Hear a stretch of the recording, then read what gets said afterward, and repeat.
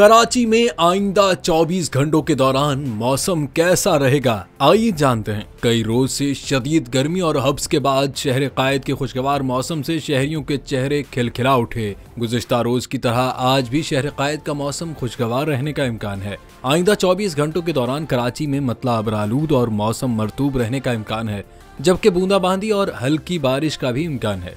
महकमा मौसमियात के मुताबिक कराची में 12 किलोमीटर फी घंटा की रफ्तार से समंदरी हवाएं चल रही हैं, जिसमें नमी का तनासुब 82% है। शहर में कम से कम दर्जा हरारत 29.5 डिग्री सेंटीग्रेड रिकॉर्ड है, जबकि ज्यादा से ज्यादा दर्जा हरारत 32 से 34 डिग्री सेंटीग्रेड तक जा सकता है।